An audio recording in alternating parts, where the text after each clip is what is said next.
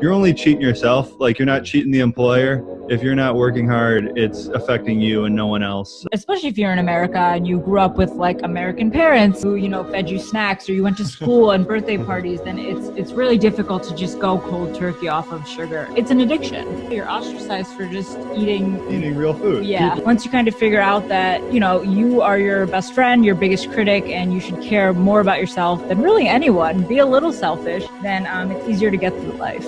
We now have a successful business. We're self-employed, 3 years after starting Keto, 2 years after starting the business. Is it just coincidence, or is it because I started Keto that I actually made all these dramatic life changes? Body, mind empowerment. Get stronger, faster, smarter, quicker, friendlier, more helpful, more driven. Everything the body. Control your mind. Welcome to the Body, Mind Empowerment Podcast. I'm your host, Siimland, and our guests are Matt and Mega from KetoConnect.com. They run one of the biggest online websites about the ketogenic diet, and they're very popular on social media for creating these healthy, low-carb ketogenic recipes that are almost too good to be true. I'm glad that you could make it to the show, guys, and I'm definitely glad to have you here. Thanks so much for having us. Actually, though, it's KetoConnect.net. Oh, we were really? dumb. We were dumb when we first started. We wanted to save like $3 per month. We went for .net instead of .com. Yeah. Okay, well, it was my cognitive bias kind of Yeah. predicting that it's .com, but we'll change it. So let's start talking about like what made you start the keto diet, and what's your journey been like so far? So, are you just the diet? So Matt and I have always been very health conscious. We've tried a bunch of different diets. We've both been vegetarians. We've done low carb, really everything under the sun. I've done like slim fast diet, a lot of protein bars, everything.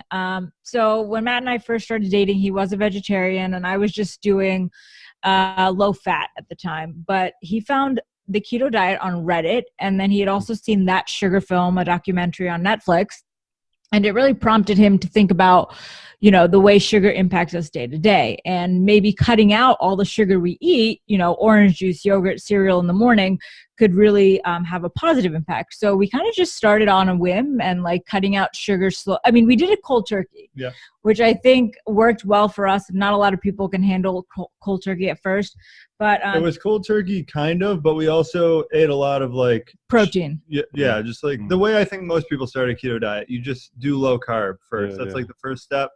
And we did like mostly Quest bars and just like foods like that. Like that's how we started the diet. And then now, like, that's why we make recipes the way we make them. Like we make a lot of replacement foods because I think that's the way that we started. So I think there's a lot of people in our situation coming from just like a history of dieting. Nothing's working. You can't really kick the sugar. It's kind of like a real true addiction. It's tough. Yeah. So starting with just like replacing some foods is a good way to go. And that's how we did it. Yeah. Yeah, the Reddit goldmine is definitely something you can find many good things in there from time to time. So fortunate. I love Reddit. Yeah, although at the same time they can be quite a flame war as well. So that's true. Yeah, but how did you start your business and website? Okay. Yeah, so for that, we were cooking a lot and making new recipes, like just kind of on our own in the kitchen, trying to make, we wanted to make cake or something one night, brownies, stuff like that. So we got the idea to start a food blog was the first thing we wanted to do. And we bought the domain, we bought an expensive camera, like $600, and that's what made us stick with it. So we had the $600 investment in the camera. So it's easy to like pick something up and then no one pays attention to it for a couple months and then you just give up because, you're doing all this work for nothing. Yeah. And it has to kind of be something you love, obviously, first. That should be why you start it. We love cooking. We love like, creating recipes, things like that. And from there, we did YouTube like pretty shortly after. We started making just informational videos. We were really bad at it. Like I think everyone's really bad at it when you first start. But yeah, so we started doing recipe videos, and as we progressed, we learned a lot. We were not good. We don't have like any background in any of this type of stuff. So if you want to do something, you can really do it. You just have to consistently do it day after day. yeah, so basically now I think we're pretty good at making videos, pretty good at taking food photos, creating recipes, and that's all stuff we've just been doing for 2 years. So just consistent effort, basically. Yeah, I think for us, especially with the food blog, because we could have just had the food blog and, still ran the business and had a good time and enjoyed it, but we were doing the recipes anyway. So why not just put them out there to share? Right. There's no reason not to try and build something around it because you enjoy it. And I think when you look at a lot of other people who are on Instagram or YouTube or anywhere sharing their keto journeys, it's because they're doing it already. So why not just share it so other people can learn and grow from it. So I think that's where it should really stem from. Yeah, I totally agree with you, and I share similar experiences in terms of like sucking a whole lot at first, and then kind of gradually making incremental changes and improvements every day. You suck. So that's actually like the key to the keto diet as well. You can't expect to reap the benefits of mental clarity and the other weight loss benefits as well. Like from day one, you have to stay consistent with it before you see results. So it's like keto is also representative of life almost. Yeah, exactly. It's everything in life. Now, being 29 years old with all my wisdom, I know that. You just have to you're going to suck at most things at first. You just got to keep trying. You'll get better. Yeah, and we no longer eat 2 Quest bars a night like we used to in the beginning because we've also optimized our diet like you mentioned. You just get better over time and you start to feel better and it makes a lot more sense the more you do it. Right. So what are some of the benefits of working at home, or what are some of the downsides as well? I honestly mostly downsides. I feel like No. well the benefits, there's productivity wise is probably mostly downsides, but as far as just lifestyle, it's obviously great. We go to the gym at 10 a.m. when most people are working. We have time to cook every single meal, which is very nice. Things like that. We can just watch TV randomly, which is kind of a downside because right. As far as productivity goes, it's easy to get distracted. It's easy to just, work on less important things. Whereas in the office, if you're going to an office every day, you're kind of locked in for a set amount of time. But I guess the pro, not even working from home, just running your own business is you're only cheating yourself. You're not cheating the employer. If you're not working hard, it's affecting you and no one else. I guess the people that view our content, it affects them too. Yeah. When I had a job, I would go in and I'd come home and I'd be like, Matt, I only worked 2 hours today, but I made money for 8 hours of a work day. It felt kind of good. Yeah. But now if I work only 2 hours, I feel like I haven't really put in enough time or the effort that's really needed to run your own business. And you understand that too, right? You need to put in the effort to get the results you want. And that's everything, even the diet. Yeah, again, it's so representative of life itself. And to be honest, if you are self-employed, then you're actually working more. You're working longer hours. You're working harder. Literally, you're 24/7 on the job post, so to say, in the sense that you're thinking about it. You're doing something, and I dare to say that you work so much harder and it's more you have more responsibility for yourself as well. So that's actually I think the hardest part is when you work in an office, you come home at 5 p.m. and that's it. You don't have to really think about it much with most jobs. Whereas with your own thing, you're always kind of thinking about it. It's hard to really relax. There's no real downtime. We're trying to get better about that. Or have a social life. We moved to a new city. We only have each other. We do everything together. So I've been trying to make friends, but when they want to hang out, I want to work. And so it's a difficult dynamic to have a social life and also have a business. So it's always, you're always working on it, I think. Yeah. And that's why a lot of people don't do their own business or their own thing because they don't want the responsibility. Yeah. There is some beauty in that too. Yeah, of course. And it is the most fulfilling thing in the sense of you being able to control your own income and stuff like that. So it's worth it at the end of the day. I would say so. Yeah. But let's talk about keto now. What kind of a keto diet do you think you follow, or do you have something specific or unique? I would say we still are doing a lot of experimenting, which I guess at this point I don't think we'll ever really stop. We'll never just land on something we love and do it forever. But definitely over the past year, I've been going more higher fat, like maybe 75 plus, maybe close to 80% calories from fat a lot of days, and just like pretty minimal vegetables. I no longer view vegetables as like this mandatory, nutrition powerhouse that you need to eat. I kind of now view them as just like a waste of money, like they're so expensive when you think of it on a calorie level. Yeah. And also just like they taste really good. So I like eating vegetables, so I'll add them in sometimes, but I'm not trying to get in like a bunch of veggies every day anymore. Yeah, I like to stick around 80% fat because I know if I eat that much fat today, I will feel really good tomorrow. Eating high protein, I've found really impacts me negatively. Like I'm less productive. I'm like more inclined to eat sweets or just, go off of the diet a little more in terms of calories. So higher fat for sure. And then I've turned into just like liking to eat the same meals every single day, like having a solid routine. I used to be the kind of person who needed something different every single day. That's what made it difficult because I missed the variety. Like, there's only so many delicious things you can make when you can get a different flavor Pop-Tart every day if you want to. Exactly. Or like candy bar or whatever you wanted, chips. And so with the keto diet, I think being on it longer and just finding that food fuels me as opposed to just like, I live to eat. I'm able to just eat more mechanically. I still enjoy delicious foods, but I have a routine with my breakfast and my lunch at least, and that keeps me productive and like happy throughout the day. Yeah, that's one of my favorite things about keto as well, like the satiety and the liberation it gives you. It actually gives you so much more freedom. You don't have to even think about all the potential, all the colors of the rainbow you can eat, like whether that be vegetables, fruits, or gummy bears. Right. So yeah, it's very simple and very convenient to stick to. What are like go-to meals then? You mentioned that you kind of stick to some similar meals. So without a doubt, a bulletproof drink. I usually have 2, so I'll do coffee in the morning, and then later on for my second bulletproof drink, I'll do bone broth usually, or some sort of a broth because I like to get a lot of fat in the morning. And then my lunch is always egg salad.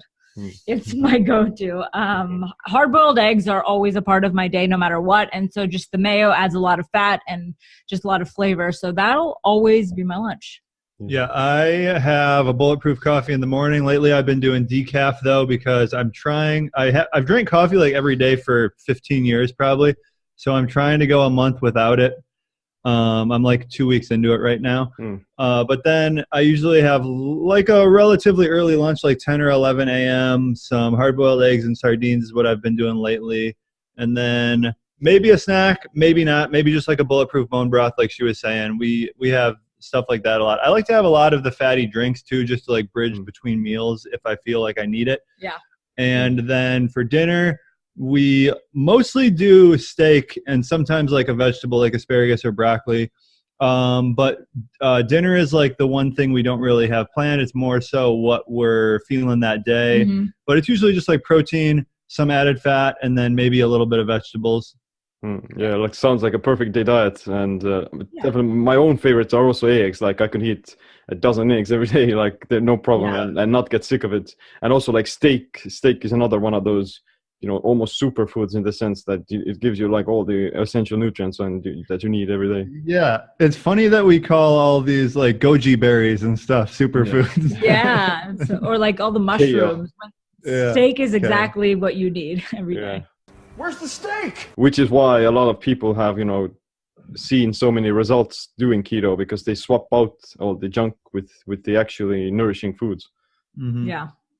But you also do like all these amazing recipes, and I can't even, I don't even know where to start or which one to highlight. So can you give us like some of the examples of one of your greatest achievements that you're especially proud of?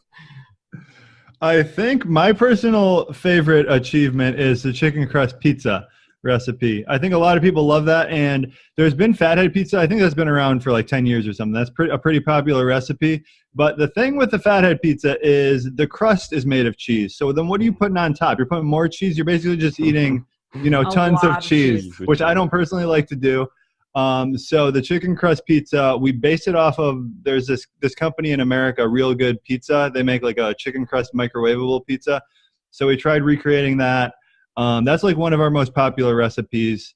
And then I think our most popular dessert recipe is definitely the chewy chocolate chip cookies. People love that. That's really good. And then butter chicken is very popular. A lot of people like Indian food, like Asian food. So we try to recreate takeouts, because when you want to do takeout, you never know what they're putting in it, especially like just sugar, cornstarch. It's always going to be there, and half and half instead of heavy cream. So we like to do a lot of those remakes. But if we're being honest, we don't really eat our recipes as much as maybe people would think. We'll make them and we'll try them to make sure they're great, but we like to just keep it really, really simple at this point.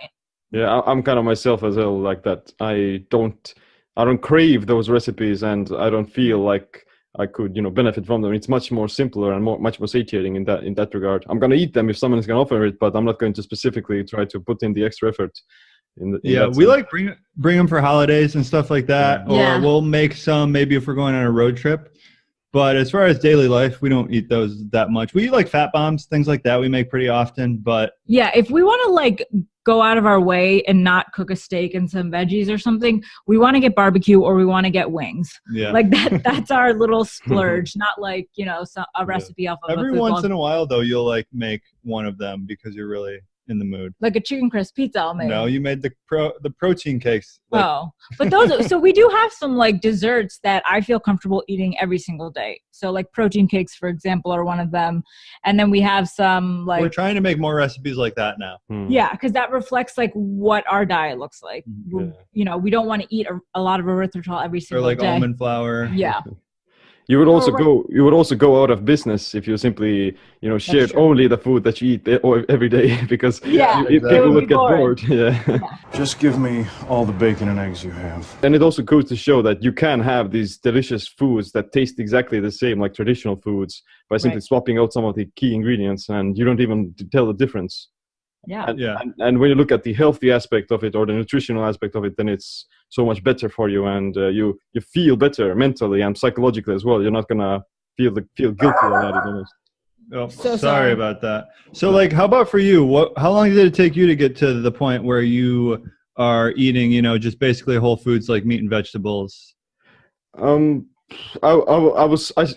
basically started off with just like that already. Like before I did keto, I did paleo and stuff like that with some dairy. And then I switched over to keto, and I've basically been doing like a whole foods diet ever since. I've never actually used like these Quest bars or something, because they're not that popular in Estonia, and I've never even kind of craved them either. So I've been whole foods like practically the entire journey so far. Yeah. That's really good. Like, that's not the experience of most Americans. Most Americans have been raised on like Taco Bell. Yeah, Taco Bell and just like Nutri-Grain bars and things like that. Yeah. So I think these foods, I don't know, there's two schools of thought for sure. Like having desserts, like keto desserts and things like that. Is it good to do that when you first start, or is it best to just like do cold turkey, whole foods? I don't think a lot of people have success with that. I think you got to kind of ease into it. I think it depends on the person, as you said. For you, it worked fine, but especially if you're in America and you grew up with like American parents who fed you snacks, or you went to school and birthday parties, then it's really difficult to just go cold turkey off of sugar. It's an addiction. Yeah, and it's so crazy to think about it, how much sugar is being fed to children especially, and other even adults are also addicted to sweets and stuff like that. So it's a very huge psychological issue, in the sense that they're grown up and they're so used to it mentally that they don't even know what it feels to be like in a, let's say, off the sugar. They don't know what it feels to be off the sugar. Yeah, it's weird when you actually start eating real food. Like, people say this all the time. They take it to the office and people are like, what are you doing? What's that crazy stuff you're eating over there? You're doing keto? This is crazy. You're eating real food now? Yeah. Go open a packet of chips. Like that's what we do for lunch. Yeah, you're ostracized for just eating real food. Yeah. People look at you weird when you eat like carrots or something like that on the street. But there are people eating like chips everywhere, so that's perfectly normal. So. Yeah, exactly. We also need to kind of fix the culture, not just the health aspect. Yeah, I think the health, like America, is so many people are searching for answers. I think that's probably how it will start. Like, people start having good success with keto, like a lot of people are now. And, maybe eventually just like through word of mouth, I think it's going to be, grassroots. more of a grassroots movement to like change the nutrition recommendations. Definitely. Yeah. But are there any like some of these traditional foods that you haven't been able to replace completely with keto? I think the longest standing duel with a recipe we have is cinnamon rolls. Yeah. That's one we haven't really been able to do. There's recipes online, but they all use the fathead dough. Which is just a lot of cheese. It's cheating, in my opinion. Yeah. So that's one. And then like a lot of people ask for popcorn. That I just think is not really possible. You can do like pork rinds and stuff, but that's pretty much and it. I mean chips, like there's just certain desserts, like do we really want to make a Krispy Kreme donut, or like certain desserts into a keto dessert, because then I don't even want to be eating that. So yeah, we get some crazy requests. Actually, my favorite dessert is cannolis. It's like an Italian dessert, and that's not really possible to be made keto. Yeah, I think there's a limit though. Like if you can live off brownies, that's fine. But like you don't need these crazy, ridiculous desserts we make these days in American society. Yeah, it's so funny when I look up recipes because sometimes we go on the internet and just look up, traditional dessert recipes to try turning into keto desserts. And the instructions are like, 2 sticks of butter and 2.5 cups of sugar, and it's like it's not even hard to make things taste good when there's no rules. You can just throw anything you want into the thing. Of course, it's going to taste good. Yeah, that is one of the secrets of the food industry as well. Put a ton of sugar and high fructose corn syrup that's going to actually create these cravings. I know. Yeah. It is delicious though. Or at least that's our mind that are thinking. Right. But you can always, if you're failing to do the cinnamon rolls, then you can always do like bacon rolls with cinnamon. Have you tried using cinnamon on bacon? No. I love that idea though. We're writing that down. It's actually very good, like very delicious, and I think it creates the umami taste, and it brings it more out as well. So definitely try it out. Yeah, wow, for sure. I used to always do brown sugar on my bacon. I put like cinnamon onto the bone broth as well, so that's also good. That sounds good. But what about eating keto when you're going out into restaurants? And it's not that hard. Yeah, a lot of people struggle with it, but you can't be scared to ask for substitutions, ask for sides, you just have to be pretty demanding. And if you're paying for something, you might as well get what you want. And that's the way I view it. I always do the ordering because Matt gets a little nervous to be like, I don't want the fries. I don't get that nervous, but she's better at it for sure. Yeah, I just like know what I want, and I'll send something back if it's not cooked right. That's the kind of mentality I have with when I'm eating out. So I think just, there's always a vegetable you could sub out, or just ask for it not on the plate so you're not tempted. Like just say no fries. Yeah, right? So like some tips I would say for sure. Any salad you get, I always just get dressing on the side just because I want to taste it before it's all over my food. And then like we always go to usually like steakhouses or things like that where there's a good keto meal going to be there for you. Honestly, like the only place you won't find a keto meal, or it can be tough, is like Asian restaurants, right. Maybe Mexican restaurants. You just have to be more specific with your orders. But so like what we're looking for most of the time when we go out to eat, you can always get a bunless burger. Like a Caesar salad is really good, just no croutons. And then breakfast foods is pretty easy. Most of the time we just do like barbecue and wings though, like we said. Those are kind of our treats we do. We get takeout barbecue. There's a really good barbecue place around here. And then you can always look at the menu beforehand so you know what you're getting when you get there, so you're not like flustered or you feel bad. I mean, I think a lot of people get or a lot of people say it's the social pressure of like, well, everyone got fries and I didn't have time, so I got them too. And it's like, well, then, just prepare a little. I mean, that's what life's about too, right? Everything I feel like ties back to just life, like prepare, and it'll be taken care of. Yeah, I agree with you that the social pressure is the biggest thing that gets people. And the problem is that people actually aren't that, they don't actually care that much about what you eat. In fact, they're actually much more worried about, their own perception of what you think they eat. So it may be the situation that the reason your friends order the fries is that they don't want to become ostracized by you. And if you kind of if you're the first guy who plants your feet on the ground and says, okay, let's eat healthy instead, then they will, voluntarily be much more eager to follow as well. So you have to kind of be this sort of a positive change yourself and to be the leader to make the change in your social group. That's a really great point. And then it's also similar to going to the gym. People are so nervous to get in there and lift because they think, or, just do anything because they're worried about what other people think. But when I'm in the gym, I'm looking at myself in the mirror. I'm making sure I'm doing the forms right. I mean, we're all very self-centered in that moment. So you just have to get over your fear, I think. Yeah. Yep. And also like to kind of own it in the sense of not becoming anxious about it. You have to, so what? I'm eating keto. So what you going to do about it? I'm doing the right thing in a sense. Exactly. Yeah. But what about traveling? Do you have like any go-to traveling hacks for keto? It's kind of tough.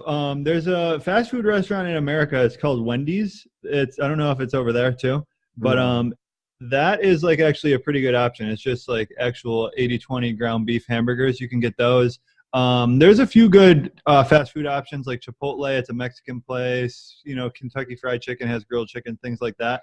But most of the time, what I'm eating is we'll pack some snacks. We'll bring like some nuts. Some jerky. Yeah, some like sausage things. We always take like little bottles of salt with us. We can salt everything. Yeah. And then when you're in the airport, there's always, from our experience, you can always get like hard-boiled eggs and like cheese and meat like in little packages in some shops. So we'll always just grab something before we get on the plane. That's really keto friendly. Yeah, my biggest concerns when traveling isn't really like eating low carb. It's mostly eating high fat, which is kind of tough when you're traveling because, there's no real good portable, stable fat sources. That's why the whole the industry is built on all these shelf stable products. Those are all low fat. And then getting electrolytes. I'm a little concerned about electrolytes when I'm on the road. So we bring like an electrolyte powder, some salt, like she said. But really, and when you're traveling, most fast food places or most places have margarine. They don't really have butter. So sometimes we'll like buy a little thing of coconut oil or like a stick of butter to keep if we have a fridge in the hotel room. But yeah, the biggest concern for me is like getting actual fat in instead of just low carbs easy. Yeah. I'm also like kind of more concerned about sodium and the electrolytes. And I take these little packets of pink Himalayan rock salt with me, and it's kind of crazy that you don't even have to worry about eating because you can simply do fast, and it's that much easier when you're keto. Yeah, that too. On plane rides, I usually do like traveling days. It's surprisingly easy to fast. And usually like anytime you're out of your normal rhythm in daily life, I find it a lot easier to go without eating. But when you're so much like in our daily routine, wake up, gym, eat, then like when it comes to that point in the day, I'm like really hungry usually. Yeah. I feel the same as way. Like your brain kind of expects the food and it develops these habits, and that's why it's more difficult that way. And traveling kind of breaks the routine in this sense. Yeah. But what about your family and friends and family? What do they eat? Has your dietary shift had any changes to them? For my family, not at all. My dad doesn't understand why I don't eat rice and why I don't eat fries. And he'll still like say, just eat some without really fully understanding. And then my brother, honestly, he makes fun of us. He thinks what we do is just like a joke, and he like loves burgers too much. And, he's like a gluttonous American. So he's happy in his own ways. I mean, he'll pay for it later, but yeah. Your dad says when you give your dad the recipes we make, and he says it's good for healthy food. Yeah, he'll always like I'll make like granola or cookies for him, so he can just try it and he'll be like, "Oh, this is good for like having no sugar in it." But in fact, in reality, he would rather just have cookies. Yeah. So my family just got sent our cookbook. Actually, it just came out. So honestly, my family's like really conservative Midwestern family. So we don't like talk about things all that much. So like they barely even know that I do this for a living. And I think they'd rather me just have a job that I went to 9 to 5. But my sisters, they have tried doing keto. I think they're kind of doing it. I would say that it's their preferred diet. They don't stick with it 100% like we do, but they do it. Most of my family is like pretty overweight. I think maybe they'll start coming around to it in a year or two, but they try to be healthy, but they're just, it's kind of like most Americans. You're trying the next the next thing you find, just always trying new diets. Nothing really works. So at some point, I think I'll get them on board. Yeah, like his mom has a bunch of like, she's used to get Weight Watchers. Zevia, Yeah. and she has MCT oil, and she has like she has pork rinds and all of those things, but it's really hard to, I don't know, just make the change, especially when you're used to something. And I think for us, we have each other. I feel like a lot of people, it's hard to just do it on your own. I think if I didn't have Matt as a support system, I probably wouldn't be as strict or like as good with my keto diet as, you know, a lot of other people. Yeah, social accountability is huge. Like if you have other people watching you, then you're more likely to stick to, whether that be your keto macros or your goals or whatever they may be. Exactly. Yeah. I also like to think, in my opinion, or in my example with my family, is that you have to kind of you have to maintain this carefreeness about it. You don't want to push things onto them. You don't want to force it, you know, why you're going to get diabetes, or you're going to give yourself heart disease. And you have to kind of give them the example of you showing the results yourself. You know, I'm feeling amazing. I'm seeing these, you know, many benefits, and why don't you try it out? Or you don't even have to mention that that they should try it out. They're gonna simply get curious themselves, and they wanna, you know, gain some of the same benefits that you are. Yeah, I don't really push keto necessarily on my family, but I'll give my parents some advice, just like to kind of correct their conventional mindset on nutrition, like adding fat. That's one thing I always tell my mom, like try getting in some healthy sources of fat. Don't be afraid of like chicken thighs or whatever, you know, things like that. And then she thinks she's doing healthy things by maybe making like a berry smoothie or like a fruit smoothie, which I tell her, you know, you don't really want to do that. It's basically just not that far off from a candy bar. Just try doing like a vegetable smoothie with like a little bit of fruit if you want to do that. Try adding fat to your diet. Like that's a good starting point, I think. And then eventually maybe they'll just go further down. Yeah. The fruit smoothies are huge in this sense. I know. Like the biggest false misconceptions and myths about healthy nutrition, that you're going to cram down 100 grams of fructose into your liver. And the new thing in America is acai bowls. Yeah. Those things are insane. It's like, it's basically a fruit smoothie, but it's like thicker. And then there's all kinds of like crumble and like bananas on top. Granola, which is also the worst. Yeah, it has to be like 1,500 calories just purely of carbs and sugar. That's crazy. And they're huge. They're like the size of a Starbucks drink. But everyone who's in line will be like, it's right after the gym, or like the girls who do yoga and their yoga pants. And it's like they think they're doing something really great for their body. Post-workout nutrition, anabolic window. Yeah. Double chocolate smoothie. Yeah. But you also have dogs, we heard, and are they doing keto or something? We do our best. I think we have one dog, Julius. We also have a cat, Miley. So we wanted to, the best thing to do, I think, is raw food for your pet, like just actually giving them animal meat. But it's kind of like a time-consuming process to do that. And you got to really think about the nutrition and make sure they're having all their like it's required. Balanced. Yeah, it's balanced. You got to make sure they're having all their required nutrients and stuff. So what we do is just give them grain-free pet food, which is not keto. It's like, I think it's 30% calories from carbs, but it's from vegetables and fruit. And then we supplement with like a lot of, I try getting him bone marrow and like raw goat's milk and stuff all the time. Like every time we go to the pet store, I get him a new thing.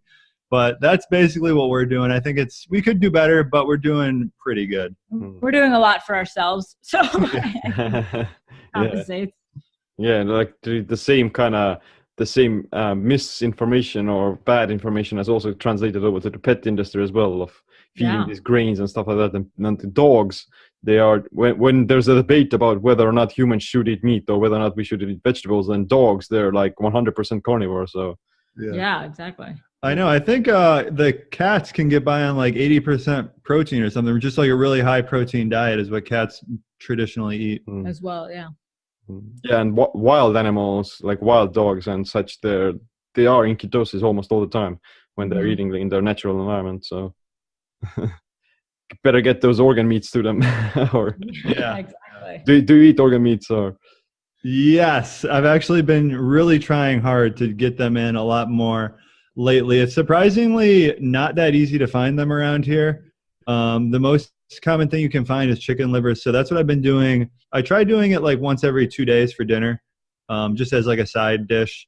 But I don't like the taste of it that much, especially beef liver. I don't really like it at all. But every day I do drink a tablespoon of cod liver oil, so I'm doing that. That's kind of my supplementation I do. You don't really do much. No, I do the cod liver oil, but the organ meats, I can't come around to stomaching them. Maybe we just need to try a new way of cooking them, but yeah, I just really can't do it. You can actually kind of make it like 50-50 with hamburger or beef. You can kind of make patties out of it, or you can make pate out of it as well with some, butter and stuff like that. That is actually quite delicious. And oh, maybe I'll try that. Do you cook? So you cook the chicken livers first, and then you turn it into pate? yeah, you cook the livers, and then you rinse it through the mince machine, in the sense of you combine it together with some fats, maybe like pork belly or lard or butter or stuff like that, and it's actually this kind of creamy thing. And it's quite good. You can add it as dipping and stuff. So that's a superfood right there. Yeah, exactly. Like organ meats are actually one of the top superfoods of the planet. Yeah. And most hunter-gatherer tribes in the past, they ate some organ meats all the time, in a sense. Yeah. What other organ meats do you eat? I'm really just on the livers. I haven't tried anything else. Well, my favorite is like beef heart. Beef heart is very, it's kind of sticky in a sense. It's very almost like rubbery, but it's very delicious, and it's like steak in a sense without the tendons. And next to that, there are also like chicken hearts. They're like small little ones. Chicken gizzards. Chicken gizzards are also like a very good starting point because they're very soft and delicious. And maybe like I also sometimes use like these kidneys and less conventional, less tasty organ meats. But most of the time, I'm focusing on like heart and liver. But I also do take like these supplements of liver pills with the livers, powdered into the supplement whenever I'm not, eating organ meat. So I'm still getting, the nutrients. Yeah. Yeah, we'll have to do a little more experimenting. I've had chicken heart before, and it's not. Yeah, I've had it at like an all-you-can-eat steakhouse. They'll also have chicken hearts, and it's actually really good. It's a lot better tasting than the livers. So maybe they just cook it better. Yeah. Yeah, it's all about the magic of how you cook it. Yeah. So I actually ask you one of these questions from one of your live streams, but I'm going to ask it again. Like, what would we do if it turns out that in 10 years, like the ketogenic diet turns out to be very bad for your health if it's done over like a lifelong term? So what would you do then? Yeah, that is a good question. You're very like intuitive guy. Intuitive's the wrong word, but I think like inquisitive. Yeah, there it is. So I think you would have to like make some drastic changes, probably, right? We're not opposed. So I think my first thing is I think there's enough info already kind of out to where that's pretty a slim chance of being reality.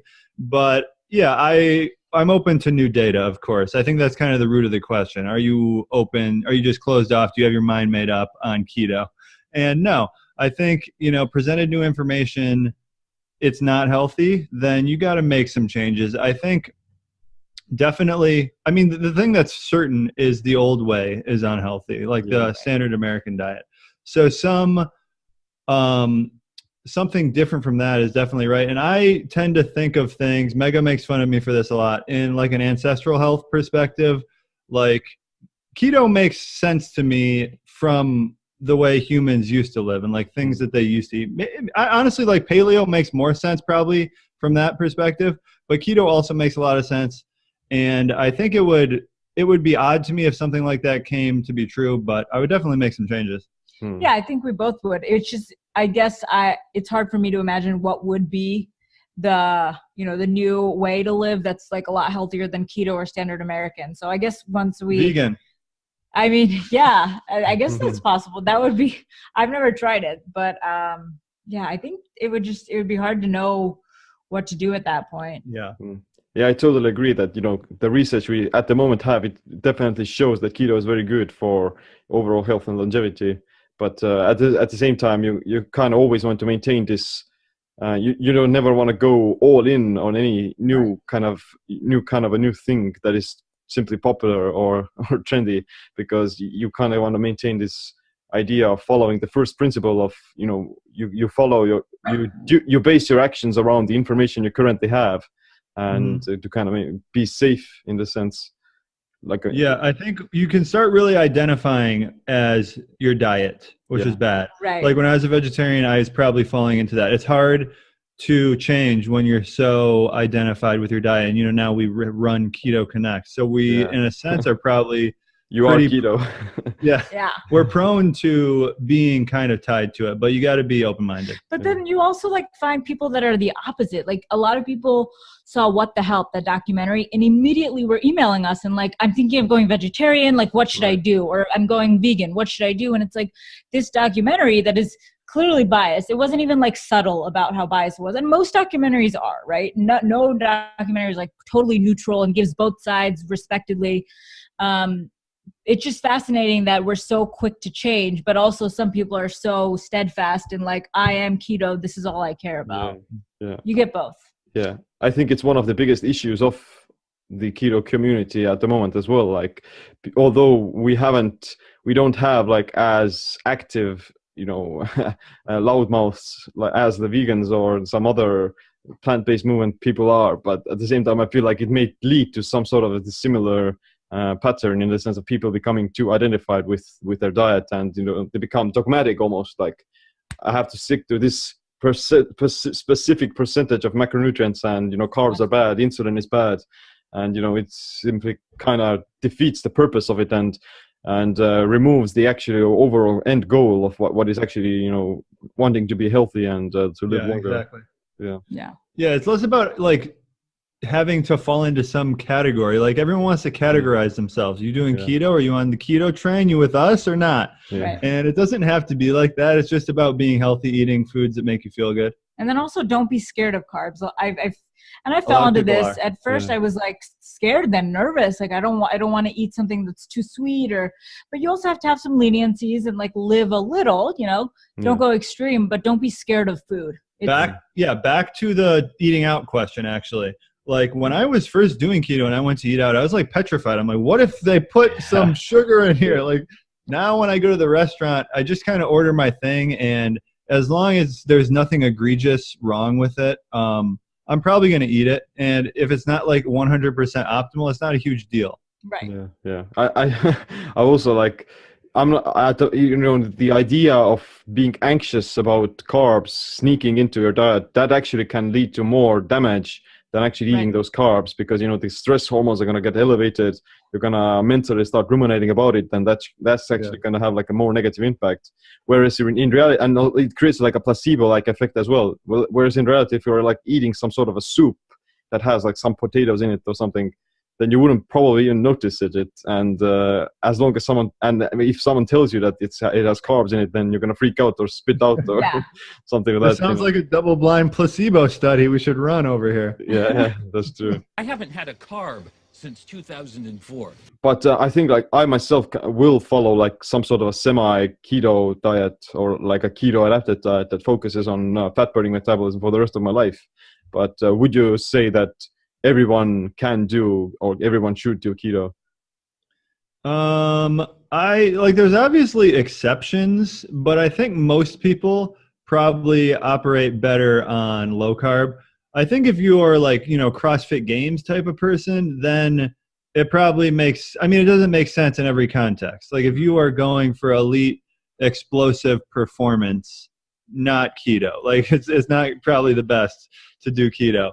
And I think even if you, a lot of people now, we listened to Rob Wolf, had a good talk. I think this could be something cool. Maybe we try more in the future, metabolic flexibility to where you can use carbs when you need them, but most of the time you're just running off of fat, just like a standard keto diet. It sounds good in theory, but I don't think nothing's free. So my assumption would just be maybe you're not running off fat as good as someone who's just solely dedicated to keto. Or you're not feeling as good. Yeah. So maybe that's something we'll explore in the future.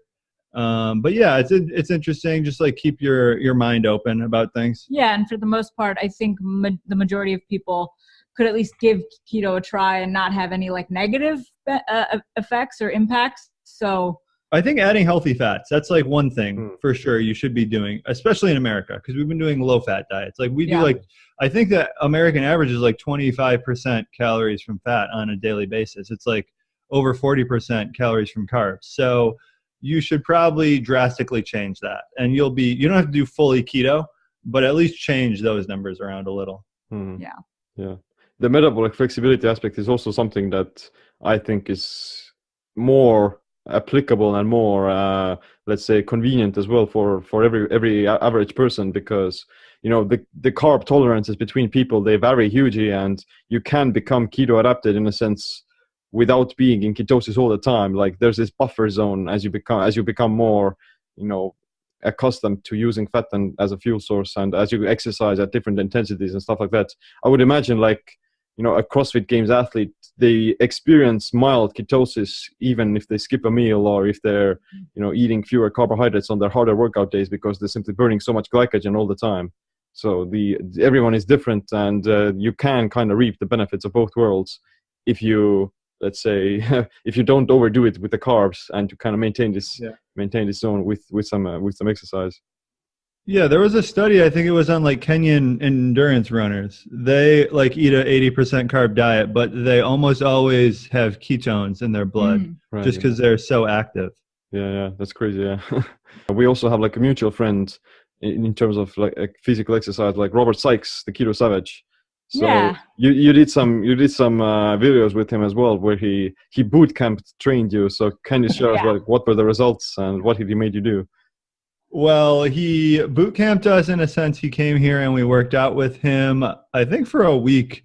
And that was really eye-opening to just experience what lifting weights is really like. Like, you see the videos online of people just going really hard in the gym, but until you're kind of there with someone who does it every day, it's different. You don't understand the intensity it takes to build that kind of muscle. Like, I dreaded every single day we worked out together after that first day because of the way he pushes you. It's a really great thing, but for me, I mean, I'm not a bodybuilder and I don't intend on being one. So I didn't see the purpose or the need or the reason to go that hard.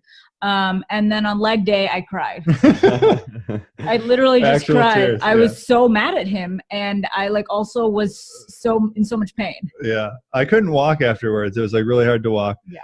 But yeah, it's such a he says it best. Like, it's just bodybuilding's a mental sport. It's not even like a physical sport. Right. Getting up and doing that every single day people do that for like 30 and 40 years too. Those people are just incredible. They're so tough mentally.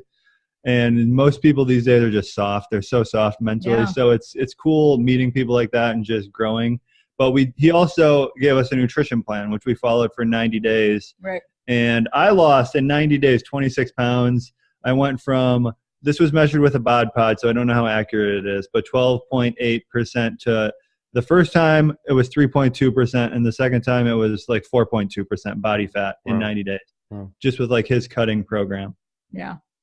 And then I put on muscle because I realized I put on 2 pounds of muscle at a deficit, because I realized working out with him and just understanding that it's all about the intensity in the gym. If you want to put on muscle, it's not just diet. A lot of it is, but a lot of it's really going hard and making yourself want to cry when you're in the gym, basically.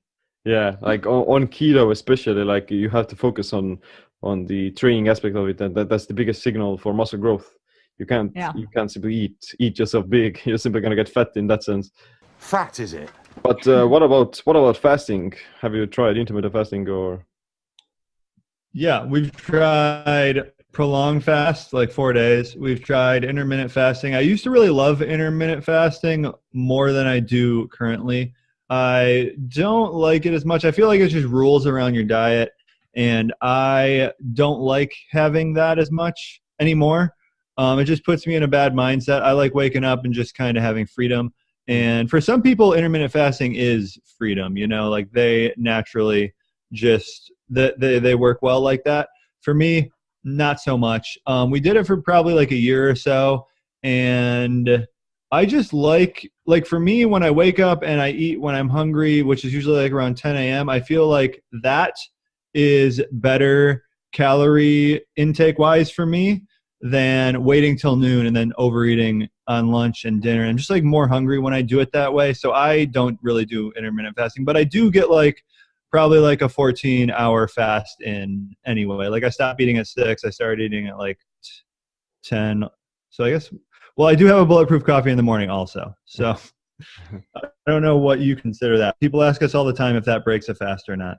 Yeah, I don't have any timing rules either. For me, like I tried it out for a couple weeks. I never could do it solidly because it felt like punishment, and it was just unhealthy for me mentally to force myself till noon, and then like I would feel so proud of myself that I deserved a big meal, and I found myself overeating more when I was restricting that to like a 6-hour, 8-hour, whatever window. So now I'll just eat when I want to eat, and I'll just work out really hard, and like I don't make up for it in a sense, but like I do what feels right for me. So on days I work out really hard, I'll eat more and I'll feel fine about it. And there shouldn't be rules around eating if it's not unhealthy for you, I think.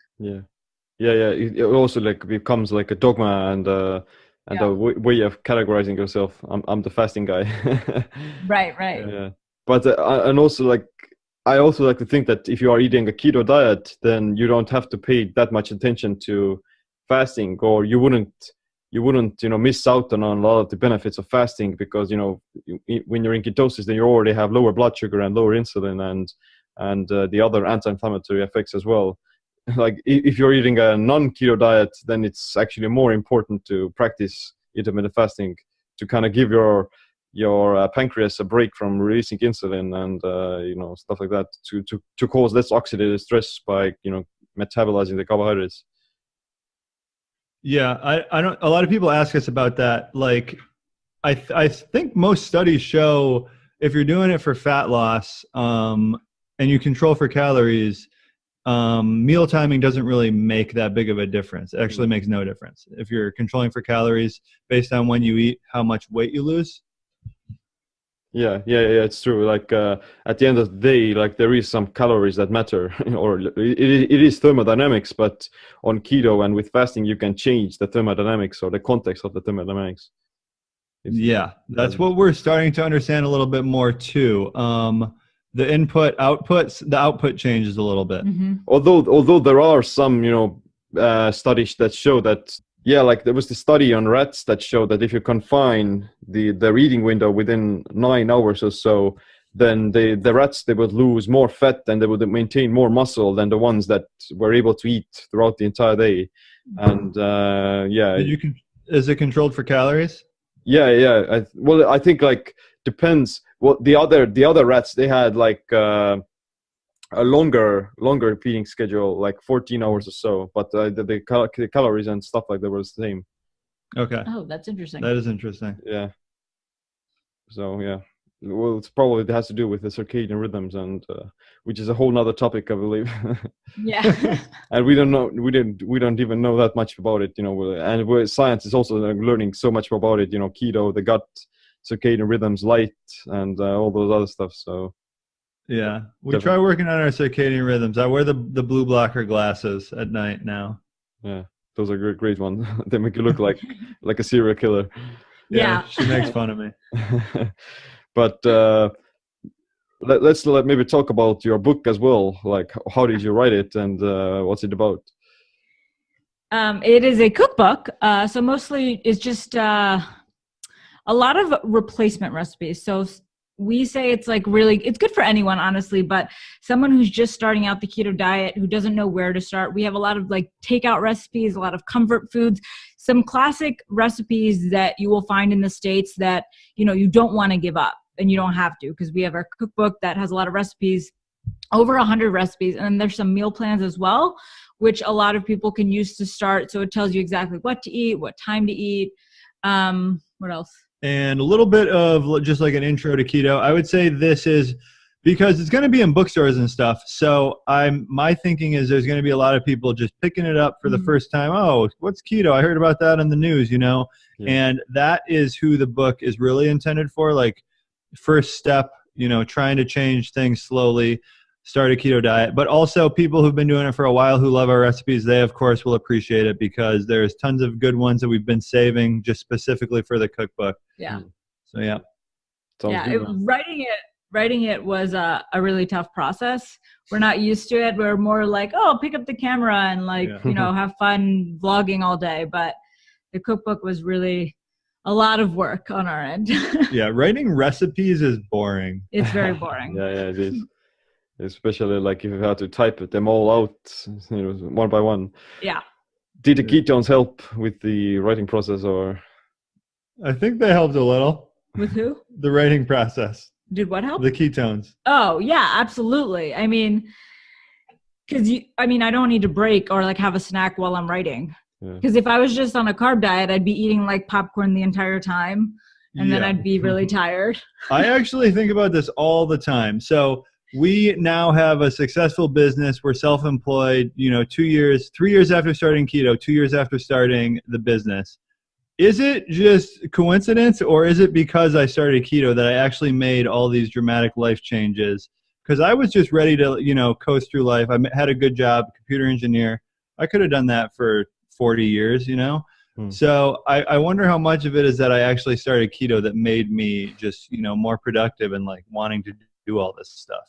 Yeah, because when you're in ketosis, then you're actually your brain is also in like a different state almost. Like you have like so much mental clarity and focus, and it literally is like you kind of free yourself from the haze and the imprisonment of carbs and blood sugar rushes. So it's kind of, in my experience as well, like my productivity has kind of skyrocketed thanks to keto and fasting and not being so dependent on food and eating all the time. Exactly. It is funny looking back at the office now. A haze is a perfect way to describe it. Everyone's in a haze there, just going through life. Carb coma. Yeah, exactly. That's awesome. Where can more people learn about you and your book? You can get the book on Amazon or Barnes & Noble and Costco in the United States. Keto Made Easy is the name of it. Amazon's probably the easiest spot to get it. Yeah. And then we have our food blog, our YouTube channel. We also have a podcast. So yeah, you can reach out to us. We do live Instagrams every single morning at 9 a.m. So if you have questions, you can come on and ask us questions. That's pretty much it. KetoConnect.net. Yeah, Yes. .net. So I really enjoyed talking with you guys, and I'm going to ask my last question, which is, what would be this one single piece of advice or a habit that you wish you'd adopted earlier that improved your body and your mind? Go. You got one? No, you go first. Okay, mine is very easy. It's something I've been trying to do for like the past 2 years. I'm on like a 12-day streak right now, meditating. So I do 15 minutes of meditating every morning. And so I've had this experience, like I've done it probably, I think my longest streak is 90 days doing it in a row. And it helps so much. It's amazing, but it's subtle. So you start taking it for granted and you're like, I could just use those 15 minutes to do work. I don't need to meditate. Like I got it now. But right when that happens is when you should be meditating most. Because when you think you're so busy, that's when you actually need to meditate. So I would recommend to anyone to give that a try and just stick with it. It's like such a subtle thing, but it makes a huge difference in my life. Yeah, so I tried it and I couldn't stick with it. It's not for everyone. But for me, it would probably be caring less about what people think. So maybe it's my age just getting older. Maybe it's having my own business. Maybe feeling more secure. But now that I care less about what people think, I'm more comfortable and I eat on my own terms and I work out the way I want to work out and I do what I want to do. And I think a lot of my life was societal pressures, like telling me I need to eat a certain way or look a certain way. And I think once you kind of figure out that, you are your best friend, your biggest critic, and you should care more about yourself than really anyone, be a little selfish, then it's easier to get through life. Yeah, it comes down to self-awareness and self-care. In a sense, you can't change the world if you're in carb coma in the haze. So you have to kind of make sure that you have your own stuff together. So exactly. That's what it's at. Well, it's been a pleasure talking to you guys, and I really enjoyed the conversation, and I'm definitely looking forward to more of your delicious, super keto-friendly foods and recipes. Thank you so much. Yeah, thanks for having us. That's it for this episode of the Body, Mind, and Power podcast. If you want to support us, then I would greatly appreciate it if you could leave us a review on the iTunes or the other social media platforms. Definitely check out the show notes for the topics that we discussed in this episode. Thanks for listening. My name is Siim. Stay tuned for the next episode. Stay empowered.